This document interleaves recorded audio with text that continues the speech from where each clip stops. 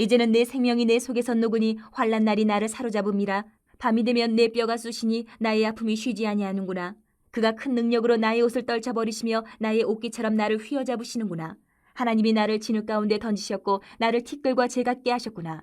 내가 주께 부르짖으나 주께서 대답하지 아니하시오며 내가 섰사오나 주께서 나를 돌아보지 아니하시나이다.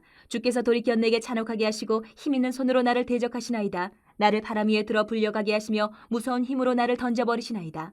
내가 아나이다. 주께서 나를 죽게 하사 모든 생물을 위하여 정한 집으로 돌려보내시리이다. 그러나 사람이 넘어질 때에 어찌 손을 펴지 아니하며 재앙을 당할 때에 어찌 도움을 부르짖지 아니하리이까. 고생의 나를 보내는 자를 위하여 내가 울지 아니하였는가. 빈궁한 자를 위하여 내 마음에 근심하지 아니하였는가. 내가 복을 바랐더니 화가 왔고 광명을 기다렸더니 흑암이 왔구나. 내 마음이 들끓어 고요함이 없구나. 환난 날이 내게 임하였구나. 나는 햇볕에 쬐지 않고도 검어진 피부를 가지고 걸으며 회중 가운데 서서 도움을 부르짖고 있느니라. 나는 이리의 형제요 타조의 벗이로구나. 나를 덮고 있는 피부는 검어졌고 내 뼈는 열기로 말미암아 탔구나. 내 수금은 텅곡이 되었고 내 피리는 애곡이 되었구나. 욥이 오늘 본문을 보니까 고통 속에서 다른 사람에게 위로 도움을 구하는 모습이 나옵니다. 욥만 그렇습니까? 우리가 살아가는 이 세상에는 욥처럼 이렇게 도움을 간구하는 사람들이 많이 있습니다. 그렇다면 하나님은 그런 사람들에게 우리가 또 도움을 요청할 때 어떻게 응답하실까? 하나님의 응답은 무엇일까? 우리가 한번 살펴보려고 합니다. 오늘 16절부터 23절 내용을 보면 욥이 정말 지금까지 계속 고난과 고통에 관한 이야기들을 욥이 부르짖고 막 애절하게 얘기했지만 이 오늘 본문이 고통의 절정이에요. 오늘 내용을 간단하게 보면 하나님이 자신을 휘어잡아서 던지셨기 때문에 이 모든 고통이 다 발생했다고 이야기를 해요. 여러분, 하나님께 그런데 아무리 부르짖어도 답은 안 주시고 계속해서 나를 대적하시고 모든 고난 가운데 던지신다, 이렇게 생각을 하고 있어요. 여러분, 정말 돌보지도 않으시고 잔혹하게 치시는 것 같다. 그래서 마지막 말이 뭡니까? 오늘 나를 죽이신다, 나를 죽게 하신다 라는 말조차 23절에 보면 나를 죽게 하신다. 이제 고통의 끝인 거예요. 나를 이제 죽음까지로 모시는구나, 이렇게 표현을 해요. 이게 지금까지 온 고통 때문에 호소하고 막 탄식한 내용들이 우리가 계속 읽어왔는데 최종인 것 같아요. 나를 죽이시는구나. 이제 죽는다는 말까지 나왔어요. 가장 큰 고통이에요. 모르겠습니다. 우리가 살아가면서 이런 욥과 같은 이렇게 최악의 고통을 경험했을지 아니면 아직 앞으로 경험하게 될지 우리가 모르겠지만 많은 사람들 중에는 이 정도로 고통을 겪는 분들이 있을 거예요. 그런데 성도라면, 저와 여러분들 그리스도인은 그럼에도 불구하고 내가 도무지 이해가 안 되고 아무리 간구해도 답이 없는 이 어려운 가운데서라도 여러분 어떠세요? 하나님 믿으십니까? 믿으시겠습니까? 지금까지 욥의 고통을 우리가 계속 같이 묵상해 왔잖아요. 오랜 기간. 어떠세요? 이런 상황에서도 내가 하나님을 믿으시겠습니까? 아니면 반대로 내가 원하는 대로 하나님이 뭔가 역사를 하시고 뭔가 주셔야만 내가 믿을 만하다고 생각하십니까? 솔직히 마음으로 한번 대답해 보세요. 내가 기도하는 대로 뭔가 들어주셔야 내가 믿음이 생기지, 이렇게 생각해 보신 적 없으십니까? 우리는 일반적으로 내가 생각하는 바람직한 어떤 삶의 모습, 복받는 삶을 하나님께 기도해요. 그거 달라고 요구하는 거죠. 왜? 그게 나에게도 좋고 나에게 좋으면 하나님께도 좋을 거라고 생각하는 거예요. 그래서 그런 요구를 하는 거예요. 그러면 다시 한번 뒤집어서 생각을 해봐요. 정말 내 삶이 내 생각대로 진행되는 것이 맞습니까? 그리고 내가 원하는 시점에 내가 원하는 방식대로 이루어져야 됩니까? 그게 복받는 삶입니까? 그렇게 해야 하나님이 나와 함께 하시다는 증거가 될까요? 어떻게 생각하십니까? 그런데 욥기를 묵상해 오면서 우리가 보는 그 결론은 이런 질문들, 나 스스로에게 던지는 이런 의문들이 그렇지 않다. 그렇지 않다. 안 계신 것 같지만 함께 계시고 돌아보지 않으시는 것 같지만 가장 적극적으로 도우시고 계신 분이 하나님이다라는 것을 우리는 욥기에서 발견할 수 있어요. 우리가 그것을 믿어야 모든 것이 믿어진다라는 거예요. 그런데 거의 대부분은 도마처럼 성도 중에 불신자는 말할 것도 없고 그리스도인들이 다 도마처럼 눈으로 보고 손으로 만져지고 그래야 믿을 수 있다고 생각을 한다. 내게 뭔가 주어져야 되고 내가 기도하는 대로 내가 복받는 삶을 살아야 하나님은 살아계신다. 이건 도마잖아요. 도마하고 다를 게 뭐가 있어요? 그러면 믿음 없는 자의 모습인 거예요. 그것은. 저나 여러분들이. 고난이 심할 때 하나님이 우리를 돌아보지 않으시는 것처럼 보이지만 하나님은 항상 우리와 함께 계십니다. 욥기가 우리에게 주는 교훈이에요. 그것이 하나님의 응답이에요. 또 24절부터 27절을 보면 계속해서 욥은 부르짖습니다. 죽음이 모든 생물들에게 정해진 집이에요. 돌아갈 집이에요. 죽음은. 그렇지만 그래도 고통 속에 부르짖습니다. 도움을 구합니다. 왜? 24절 보면 우리가 넘어질 때 나도 모르게 본능적으로 손을 펴서 넘어질 때 손을 펴서 땅을 짚는 것처럼 그건 자연스러운 거다라는 거죠. 죽음으로 가는 게 정해진 이치지만 그럼에도 불구하고 두렵고 고통이 오고 도움을 요청하는 것이 우리 인간이다. 그리고 25절을 보니까 더구나 욥 같은 경우에는 이전에 늘 사람들을 도왔던 사람이기 때문에 다른 사람에게 도움을 요청하는 거 이거 당연한 거다.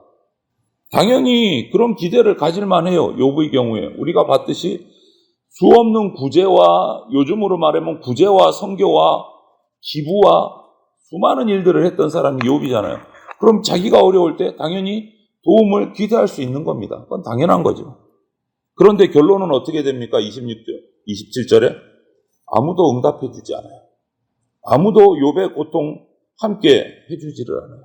그러다 보니까 실망까지 겹쳐서 고통 더하기 실망 겹쳐서 더 괴롭고 더 외롭게 느껴지는 거예요. 모든 인생이 죽음을 향해서 비슷한 고통, 두려움 가지듯이 또 모든 사람이 어려움 속에서 위로받고자 하는, 도움받고자 하는 기대 이것도 비슷하게 가집니다. 그건 인간으로서 당연한 거죠. 그런데 세상을 보면 서로 받을 것만, 받기만 원하지 아무도 먼저 다른 사람의 마음 상황을 진실하게 돌보는 경우는 거의 없습니다. 성도로서 우리는 하나님께 받은 그 구원의 은혜, 위로를 가지고 다른 사람의 고통을 위로하고 돌보아야 됩니다. 왜냐하면 우리가 받은 하나님의 위로가 모든 고난과 고통 속에서 정말 완전한 위로이기 때문에, 완벽한 위로이기 때문에 무슨 위로요? 예수님의 십자가. 그 십자가를 통해서 충만한 위로를 받았기에 다른 사람도 돌보는 것이 은혜다라는 거예요. 그래서 하나님은 성도들을 향해서 고통 중에 부르짖는 자를 돌보시고 위로하시는 분이시다. 그것이 하나님의 응답이다. 또 한 가지 중요한 응답이 있는데 그것이 28절부터 31절이에요. 29절은 보니까 심한 피부병으로 검어진 피부를 가지고 회중 가운데 가서 도움을 구했다라고 기록하고 있어요. 회중이 뭐예요? 자기와 함께 했던 이웃들, 그 마을, 그 공동체에 가서 도움을 구했다는 거예요. 공동체에 가서. 그런데 결론은 뭡니까? 30절에 자기가 욥이 느끼는 것은 회중의 일원으로서 도움을 받는 게 아니고 이리의 형제, 타조의 벗과 같이 느껴졌다. 이건 뭡니까? 완전히 외톨이라는 거예요. 공동체에서 자기를 완전히 배척한다는 거예요. 그냥 광야로 떨어져 나가서 들짐승들과 같이 사는 것 같은 일원이다. 사람으로 취급 안 한다. 이런 뜻이에요.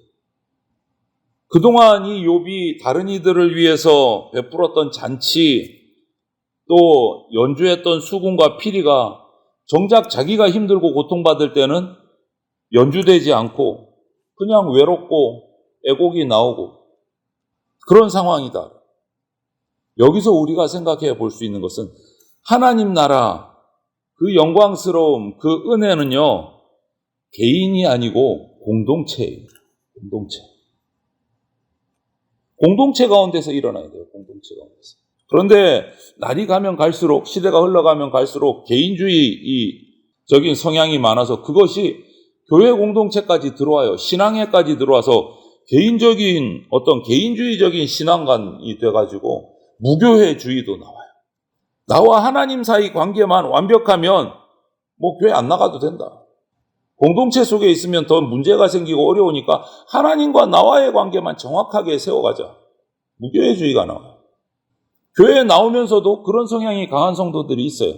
아무도 관심이 없어요. 그냥 내 할 헌금하고 내가 드릴 예배 드리고 내가 할 기도하고 교회 공동체의 어떤 거기에는 하나도 헌신하지 않고 그냥 왔다 갔다 하시는 거예요. 그러나 구원받은 성도는요, 언제나 하나님 앞에 공동체로 섭니다. 구원받은 무리의 일원이 된다라는 것을 우리가 잊지 말아야 돼요. 개인적인 구원으로 끝날 것 같으면 예수님께서 왜 이 땅에 교회를 세우셨겠습니까? 왜 교회를 세웠을까요? 예수님이. 의미 없이요. 어쩌다 보니 그런 걸 아니지 않습니까? 신앙은, 개인적인 신앙이 구원에는 필요하지만 공동체의 중요성이 있다라. 믿는 자의 모임이 뭡니까? 교회잖아요. 믿는 자의 모임. 교회는 언제나 그 가운데 하나님을 드러내는 모임이에요. 교회에는 눈에 보이지 않는 하나님 나라를 보여주는 것이 교회예요. 하나님 나라의 복과 위로를 나누고 전하는 것이 교회가 돼야 돼요. 그것을 위해서 이 땅에 예수님께서 교회를 세우신 거예요. 주님이 모퉁이 돌이 되고 교회의 머리가 되어 주셔서 정말 가지각색의 전혀 다른 우리가 하나로 공동체를 이뤄서 서로 사랑하고 서로 섬기고 하나님의 영광과 은혜를 드러내는 공동체를 이루게 되는 겁니다. 그게 교회예요. 그런데 오늘 욥은 그런 공동체의 보호, 도움을 전혀 받지를 못하고 있어요. 회중 가운데 들어가서 도움을 요청했는데 배척당해요. 여러분, 하나님의 응답의 한 방법이 공동체입니다. 교회예요. 교회를 통해서 하나님의 은혜를 누리게 해요. 하나님께서 응답받게 하시는 거예요. 그래서 우리가 이 교회 공동체의 중요성을 잘 알아야 하고 공동체를 위해서 내가 어떻게 헌신할까 결단하고 헌신해야 돼요. 우리가 속한 이 대전 장로교회 공동체를 위해서 예수님께서 십자가를 지셨다. 이것을 우리가 잊으면 안 됩니다. 세상이 이룰 수 없는 정말 서로 섬기는 온전한 공동체를 예수님이 십자가 구원의 그 역사 위에, 은혜 위에 세워가야 돼요. 우리 교회는. 우리로 말미암아, 우리 교회로 말미암아 주님의 뜻이 온전하게 이루어지기를 소망을 합니다. 우리 교회를 통해서. 하나님은 성도들을 공동체로 세우셨습니다. 이것을 통해서 하나님 나라의 문이 되게 하셨어요. 복과 위로가 전해지게 하셨어요.